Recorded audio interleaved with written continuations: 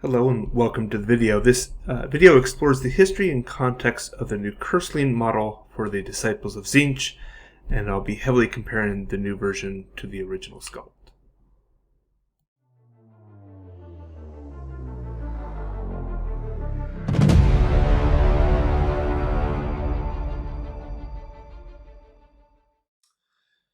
So a new version of the Curseling is to be released in the near future. And the first opportunity is to grab that in the Arcane Cataclysm box set. I've always liked the Curseling model. This version is a resculpt, so I'll be looking at kind of the differences between the new and old versions in this video. There have been some name changes associated with this miniature over the years. Upon release, he was called Tzeentch, the Curseling.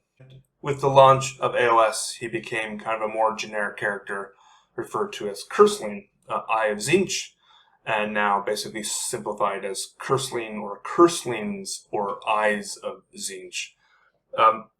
Obviously, there have been changes to the lore since the launch of Age of Sigmar 2. In Warhammer Fantasy, the Curseling was this unique character for Warriors of Chaos, representing two brothers who magically became conjoined twins. One was frail and weak. He was a sorcerer who was kind of ridiculed by those around him in his tribe, while his stronger brother was kind of honored as a great warrior. There was a bit of animosity between the two. Basically, when the Chaos Moon was closest to the world during some sort of sorcerous event, they became conjoined. And the weaker brother basically took possession of his brother, and the stronger brother was this mindless automaton. That is until the end times, when the relationship was reversed, and basically Thorm, the martial brother, then kind of seemingly took control, and that was the last time we saw that character. In Age of Sigmar, the Curseling is simply a type of sorcerer within the Arcanites, and they're blessed and signified by having this demonic homunculus that's attached to them, right? So they're no longer a unique character, and there's multiple copies of this thing that could be potentially in multiple armies. So for some context, the original model was released in February 2013 as part of the Warriors of Chaos 8th edition wave of releases. So some of the other models in this release was the new Chaos and Gore Beast Chariot, the Dragon Ogres, the short-lived Forsaken. I think they were quickly removed very shortly. I mean, this is 2013. Age of Sigmar came out in 2015, and I think they were largely removed almost immediately. The Slaughter Brute and Mutilith Vortex Beast and the Chaos Lord on Foot were also released in that same wave. And last but not least, Throg, again, another model that unfortunately didn't last too long. A new wave of demons followed in March of that same year. So you got the Mortal release, and then you got the Demon release. Basically, I'm led to believe that this is designed by Seb Purbet, or Purbet, who also worked on several other models among that release. So comparing the two models, the old model was fine. I actually really liked it. I always thought it was kind of a cool model. But it's amazing how kind of a resculpt can highlight the design faults of older models, right? Something that, in my opinion, is quite fine. It's a great little old model. All of a sudden does look its age when you see the new version. So in comparison, I think the original now really seems quite bulky and static compared to the reimagined sculpt. The sword on the original had this sculpted sun, and it's just above the actual pommel. It's kind of a light source in the middle of the blade, and that's now been removed in favor of this kind of elegant curved blade, kind of more suitable for like a sorcerer or an arcanite. But they still have that little swirl at the hilt that really hints at the original inspiration still. Gone is the mace or flail that the original had, and that third arm is now kind of shriveled and weak, as opposed to being just something that you could actually wield a weapon with. It's more like a more like the armor of like a T-Rex or something, right? It just doesn't seem to have too much functionality to it. A couple avian skulls have been added around the neck and leg. Again, Tzeentch is often associated with birds, and it lends that sorceress kind of arcane dark magic feel to the model.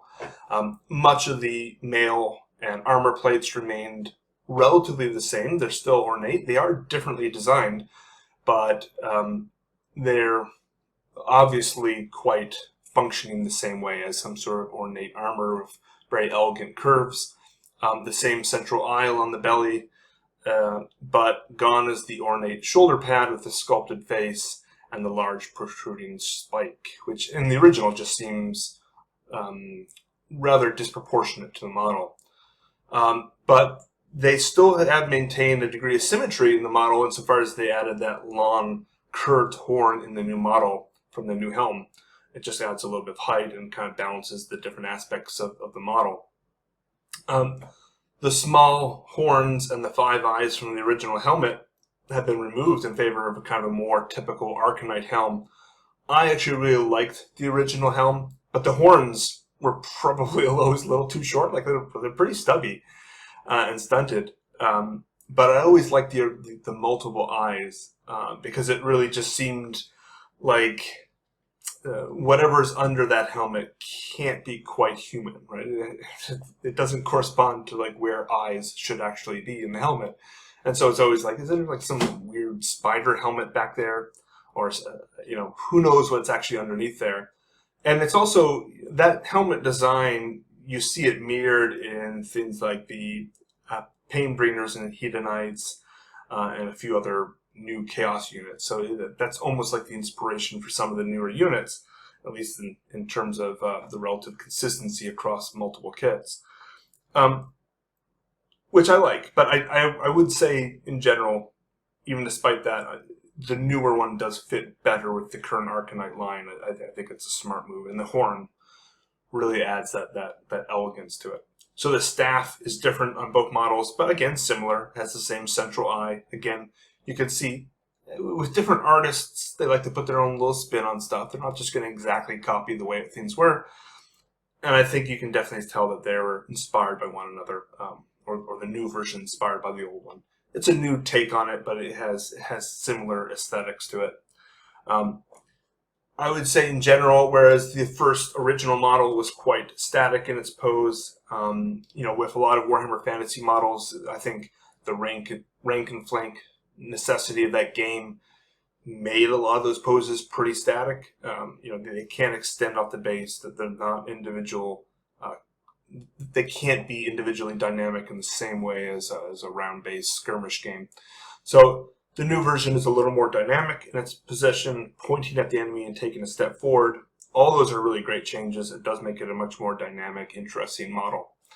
The biggest changes, of course, between the two are the homunculus itself. It actually had some older armor on the original. Now that's gone. Good. It never had a function. That should never be part of like the armored warrior. Its feathers are now interestingly sweeping towards kind of the left of the model rather than the right on the original. That change in the direction, again, I think rebalances the model, so you have like a kind of a good little triangle effect. The feathers on the old one were more condensed into like 2 or 3 bigger feathers towards the end. And that's not the case now. It's a much more kind of spread out fan. It has a much more prominent plume above the head. Those are good. I don't have a problem with that. I've always liked the fact that the homunculus was kind of whispering into the ear of the warrior in the original. I think that's a really cool little motif, especially given the lore of the model.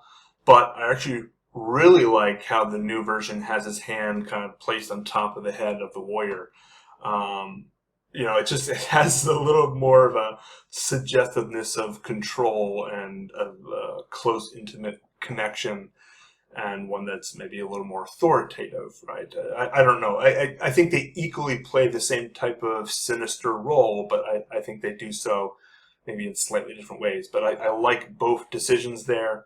I think it's a really cool part of that model to me.